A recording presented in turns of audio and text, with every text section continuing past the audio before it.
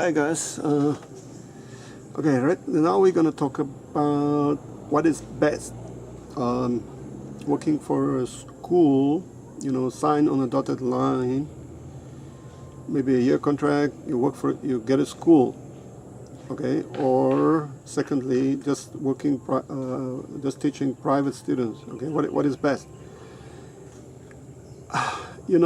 Obviously teaching private students is way better for me anyway, right?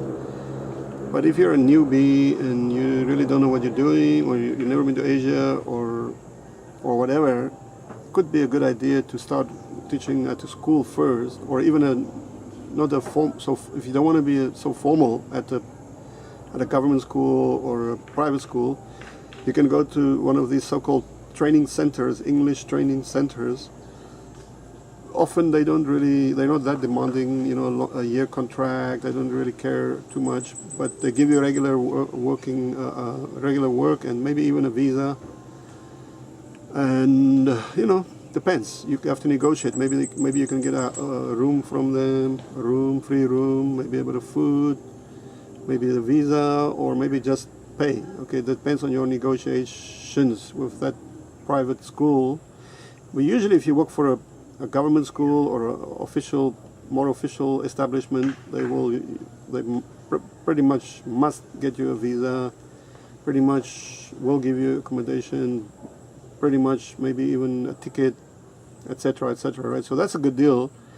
But now, what are the drawbacks working for an established government or official school or education institution like that? Obviously, they're spending a lot of money on you, so they're also going to expect a lot from you, right? They're going to take up a lot of your time. They're going to fill up your day from the morning, 8 o'clock, whatever, to the afternoon, around 4, 5, whatever. And then, very often they may even have extracurricular activities that they will ask you to be a part of. Parents meetings, teacher meetings, holiday camps, weekend.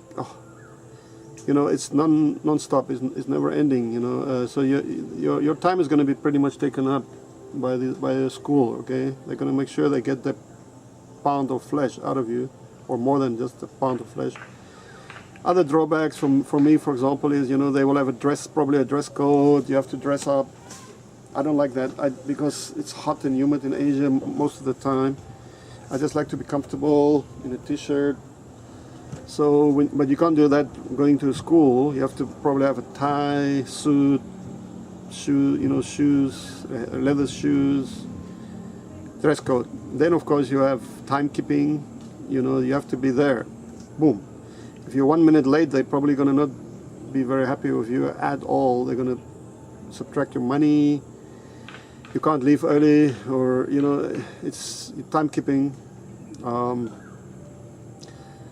Of course, there's a lot of other. You've got to prepare tests, examinations, do the checking. You could have possibly hundreds of students. You got to check hundreds of papers, prepare papers, test papers, books. You can imagine all of that. It's a hell of a lot of extra work. You probably have to take your work home as well. So not only you can't do that in the classroom while you are teaching. So you're going to need to find time for all of that. Gradings, they will probably ask you to grade students. You got to go through hundreds of names and give them scores. So, and of course they're not very flexible, right? I mean, you got to be there. You got to do that. You got to obey orders. You got to be part of the team, the so-called team. All of that. So you've got to be a team player, and there's all this backstabbing and infighting and rumors, and you know the story. So it's the same like anywhere else where you work for a company, right? It's this from slandering to squabbles and so on. So anyway, I don't like to work for any big school. I don't like to sign on the dotted line. I don't want contracts. I don't want nothing. Okay, for me, the best is private students. Okay, why is that? So exactly the opposite of what I just told you. I always just went and teach like this, T-shirt. Once they get to know you, you become friends with your students. You know, usually I just teach children most of the time, but the parents, I become friends with them. There's a lot of benefits from having good private students in that way as well, because very often the parents can be very well positioned, you know, in society. They can do a lot of things, help you with a lot of things.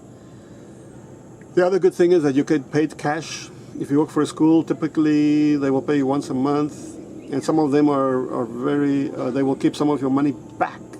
Yeah, they don't want to pay you full because they're afraid you're going to run away, right? So that's another drawback. Plus you got to pay tax when you work for a school, and they have subtractions and, you know, this and that. If you work for yourself, of course, you work privately, they get paid in cash. That means no tax.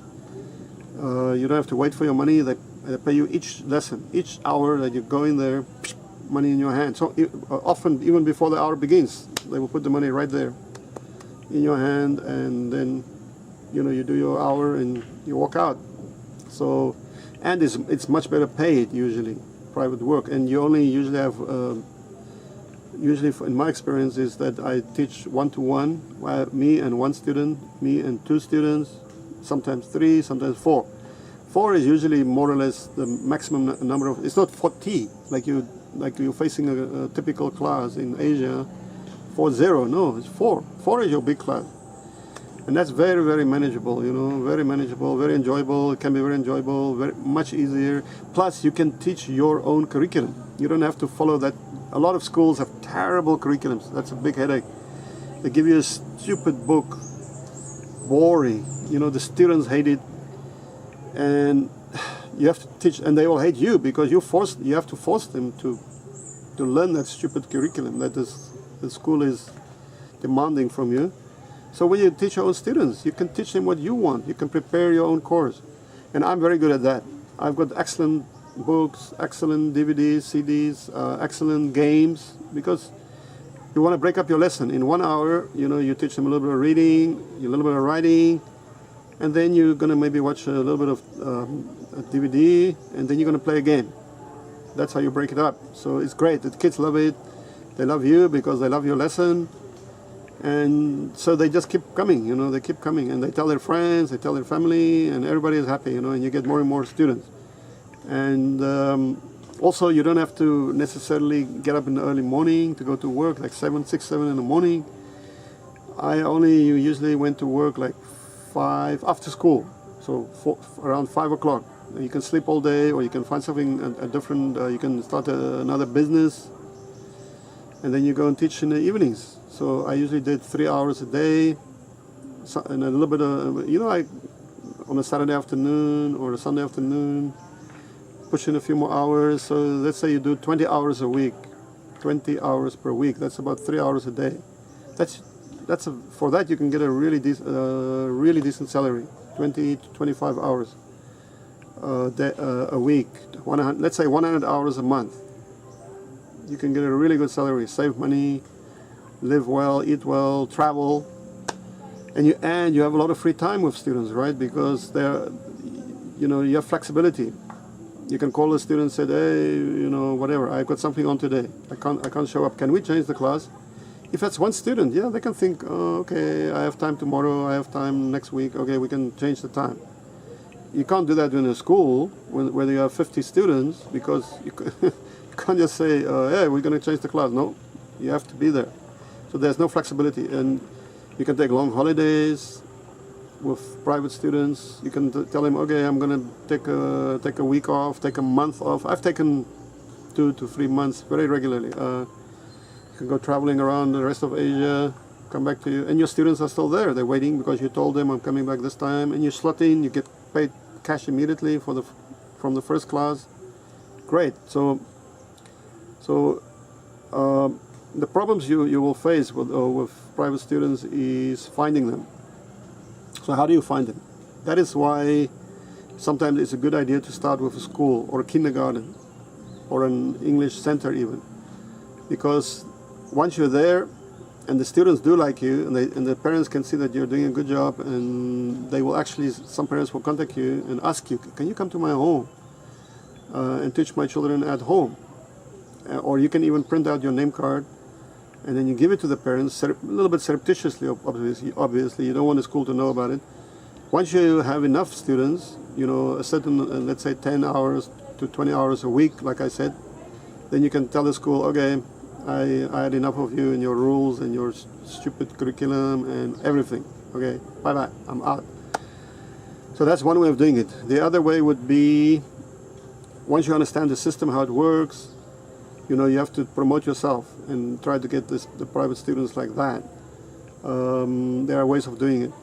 So yeah, so these are your options. You're going to choose, you sign on the dotted line and you go for a school and you do all that rigmarole, or you do the private students, you know, which I highly recommend, because then you have a lot more freedom, a lot less stress and hassle. You know, you can imagine how much less stress you have if you have 1 or 2 students compared to 20 or 30 or 40 or 50, because there is, you know, you walk into the class on the dot, and you get paid from the first minute to the last minute, 1 hour, you walk out. You walk into the next class, the same process. You get paid in cash. If you do have problem students, and you'll probably bump into a few. Let's say, you know, I typically have like 20 hours a week. I have maybe 10 to 15 different classes. Each class consists of 1 to 4 students. If you have a problem student, one problem student, you can walk away. Okay, you know, you give me problems. Bye-bye, dude. See you next time. Hasta la vista, baby. And boom, you're out. Looking for a school after you've signed on the dotted line and you got, out of 50 students, at least 10 of them is going to be a nightmare. You can't just walk out. You walk out and you lose your whole job. All your money is gone. But if you have private students, you got one bad private, you walk away, you lose 1 hour. How bad is that? You can get another student like that. So a lot of benefits. The biggest hassle is getting the visa. The visa.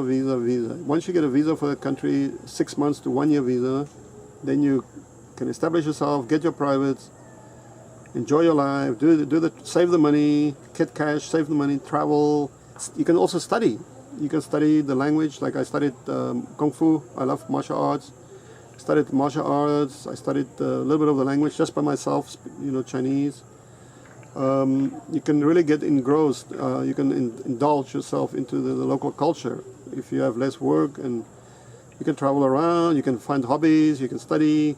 You can start another business. I also do other kinds of business. So because you have a lot of free time, you work 3 hours a day, and it's usually in the evening, 5 to 8, 5 to 9. So you have the whole day free. Does that sound good to you? Get in touch. Okay, get in touch. See you guys soon. Bye.